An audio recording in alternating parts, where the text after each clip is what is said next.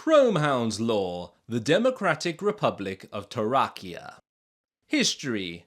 The Tarakia Republic is a multi-ethnic nation located in the western reaches of the Neuroimus region. Its economy places a heavy focus on farming, iron extraction, steel production, and industries in machinery manufacturing. Although the nation declared independence in 1992, after the Eastern European War from 1981 to 1992, the continuing connections with its Western European allies to counter the ex-Soviet Afghan powers within Neuroimus is plain to see. It is the biggest nation within the Neuroimus region, covering 68 and 5,400 square kilometers from north to south and east to west respectively, and a population of 4,520,000 as of the last census. It is noted as a nation with many regions within it and uses the Tarakia dollar as its currency. Yet after the War of the Black Sea from 1998 till 2000, the nation has been heavily supported by the United States of America, which was interested in expanding their diplomatic ties into the former Soviet regions. Tarakia is more modernized and democratically developed compared to its neighbors in Neuroimus, but it struggles to find a common consensus within the country with its diverse culture, ethnic makeup, and the echoes of the Soviet-encouraged strife. In 2003, with Tarakia growing dependence on the aid of America, a series of anti-American terrorist groups would spring up all over the nation, forcing the government of Tarakia to establish anti-terrorist forces to deal with them. One of these being the Armored Cavalry Unit, led by Sylvie Bernard, with the aid of a Ravzakail mercenary and their hound. However, it's during their time together that evidence would become clear that the terrorist group they were hunting was being backed by the nation of Salkar, causing tensions to rise between these two nations. Even if Sylvie Bernard herself believed this was not the work of the Salkar kingdom, but instead the superpower that was backing them, it was likely this was motivated all in the name of resources found years ago in the kingdom of Salkar. Then in 2004, once again a Ravzakail mercenary would aid Major Sergeant Jairus Cole of the Tarakia Border Patrol in taking down a terrorist organization known as the Front of the Liberation of Neuroimus on the Tarakia-Morskoy border. It's during this that the Major would die when fighting caused him and his squad to cross the border into Morskoy. Although the terrorist group had been wiped out in a rare move by the presidential state of Morskoy, they would praise the efforts of the lost soldiers of Tarakia for keeping their borders safe and overlook this incident this time. Although the people of Tarakia wanted their own government to seek out answers as to who this group was, the Tarakian government would simply fall silent on the matter. 2006 would be the final match that lit the flames of war, as when Salkar announced its intentions to build a defensive installation in the Tajin region, the territorial area right in the center of Neuroimus, where the borders of all the three great nations would cross.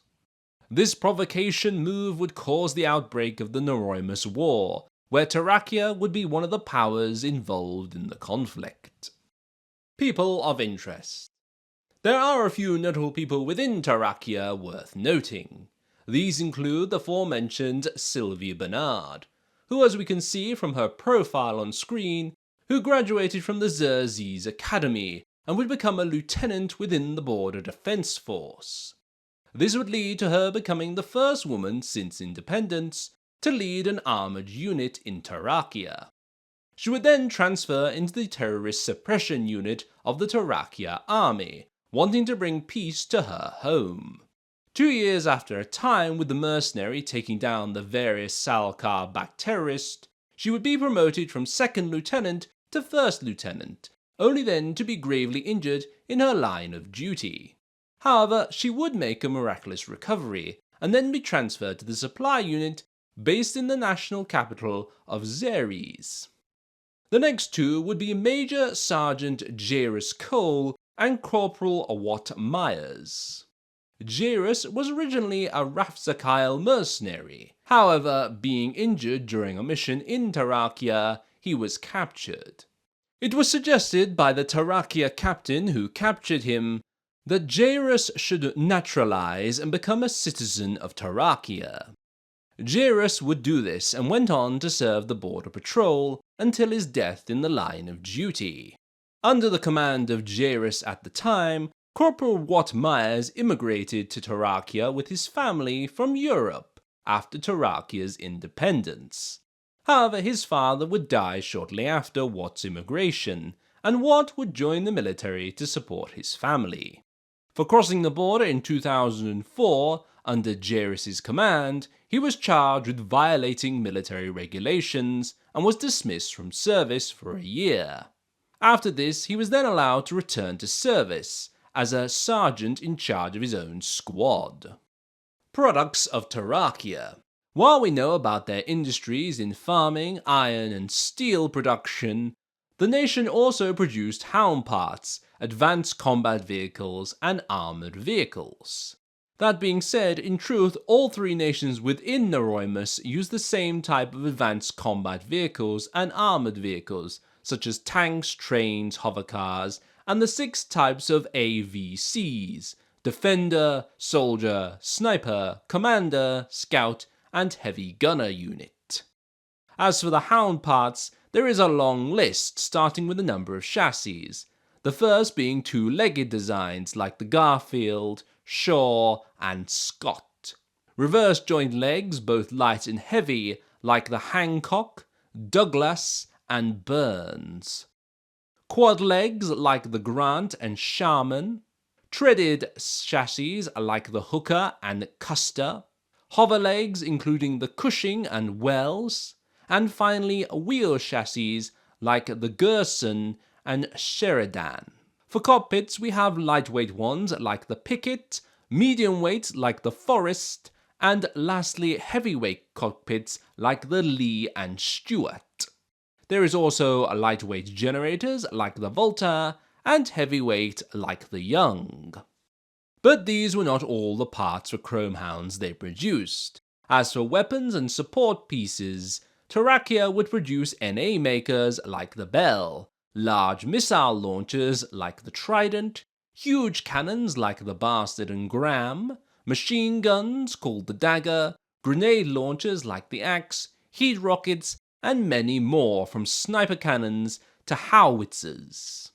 The nation also produced spacers for Chromehounds like the Abdomen and a mine detector part named the Kelper. Overall, Tarakia produced all this and more, including one hound we can see in the garage screen for anyone who chooses to fight for Tarakia. An unnamed hound painted in black which can be seen on screen now. It is with this then the report on the Democratic Republic of Tarakia comes to a close.